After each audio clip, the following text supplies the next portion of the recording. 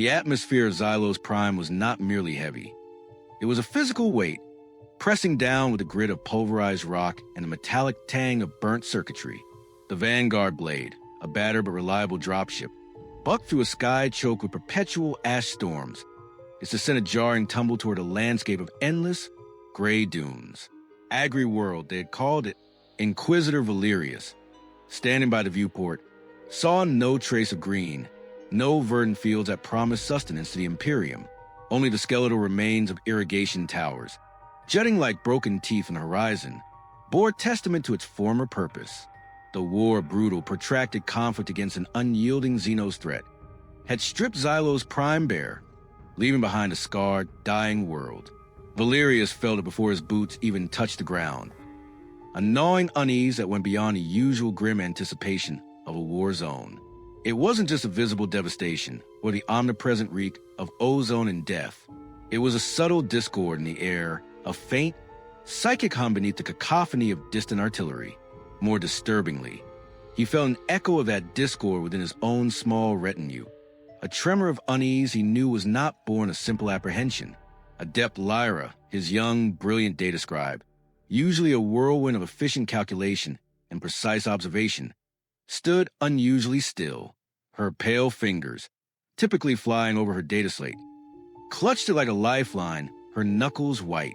Sergeant Kale, a grizzled veteran of 100 campaigns, his face usually a mask of stoic resolve, kept glancing over his shoulder, his hand hovering near the grip of his lost gun, his jaw working subtly.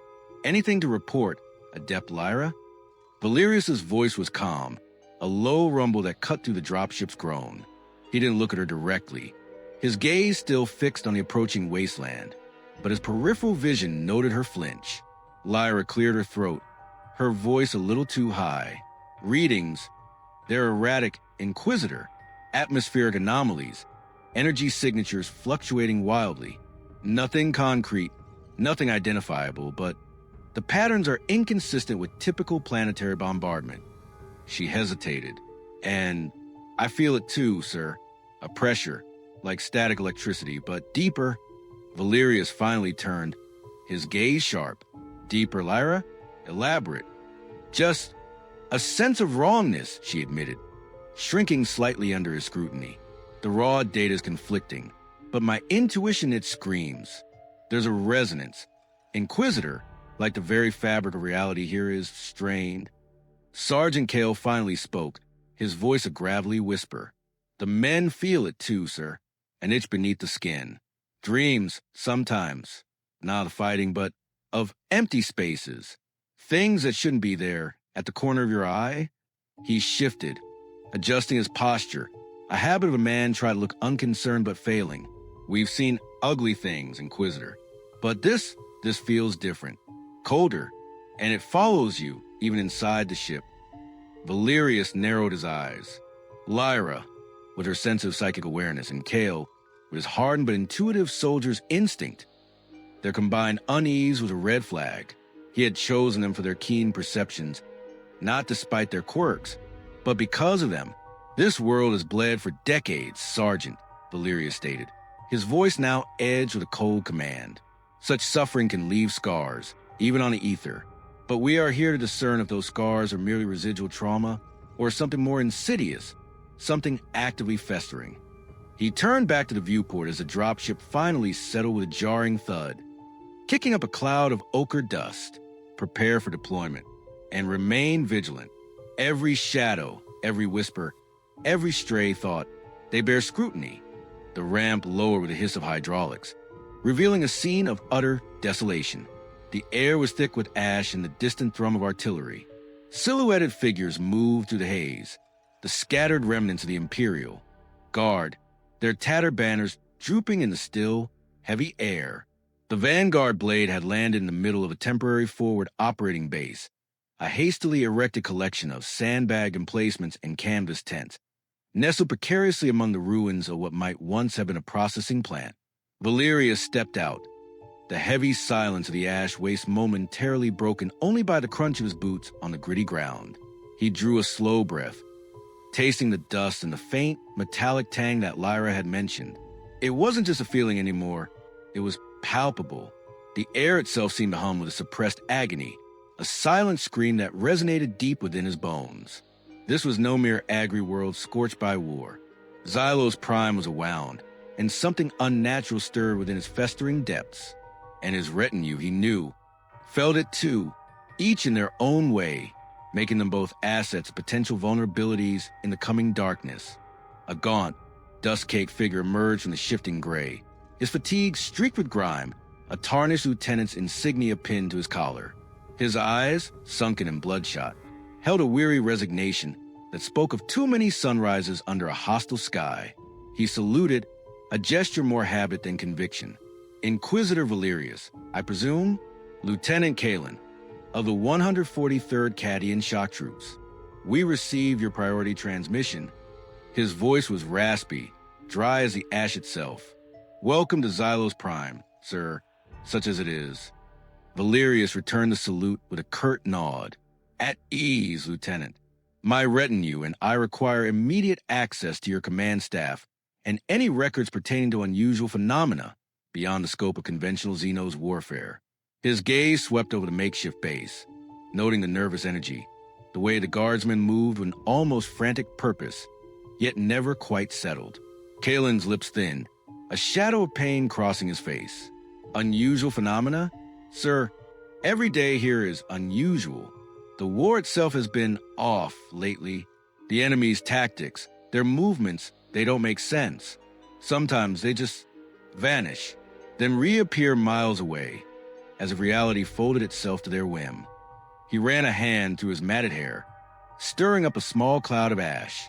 And the planet, it's been singing. That's what the men call it. A low hum. Sometimes just barely perceptible. Sometimes a throbbing in your teeth. Drives some of them mad. Lyra, who had been meticulously scanning the surrounding air with a handheld device, stiffened. The hum, Inquisitor, that's what my sensors are picking up. A low-frequency resonance, fluctuating in amplitude but constant. She adjusted a dial, her brow furrowed in concentration. It's strongest near those ruins, Lieutenant, the remnants of the primary hydroprocessing plant. She pointed toward the skeletal towers, now barely visible through a fresh swirl of ash. Kalen grunted. We keep a wide berth around there. Lost a squad last week. Patrol went in, didn't come out. No distress calls, no enemy contact. Just gone. And sometimes, he lowered his voice, glancing around as if fearing the ash itself might hear him. We hear things from that direction. Whispers. Not words exactly, but suggestions. Thoughts that aren't our own. Sergeant Kale's hand tightened on his lost gun once more, his eyes narrowing as he took in the lieutenant's haunted expression. The empty spaces, sir, Kale murmured to Valerius, his voice barely audible above the wind's low moan, just like the dreams.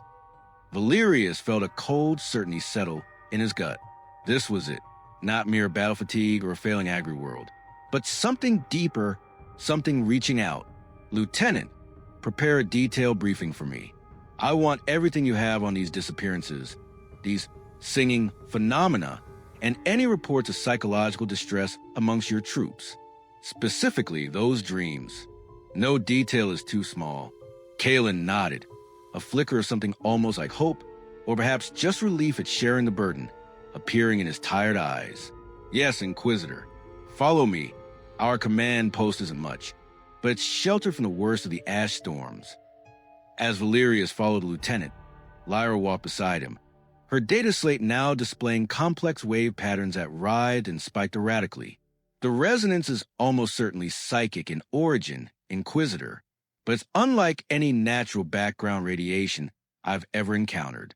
It feels deliberate, and it's interacting with local reality in ways I don't fully understand. She shivered, despite the oppressive heat. It's like the very laws of physics here being toyed with, stretched thin by an unseen hand. Valerius looked back at the Vanguard blade, its armor hull already accumulating a fine layer of gray dust. The dropship felt like a fragile bastion against the encroaching strangeness of Xylo's Prime, a world bleeding its secrets. Into the ash, he knew, with an unwelcome chill, that he had merely stepped onto the threshold of a greater darkness than he had anticipated. This was no simple cleanup operation. This was an incursion, a slow, insidious poisoning of reality itself. And his retinue, he knew, would be tested not just by the horrors of war, but by the very fabric of existence unraveling around them.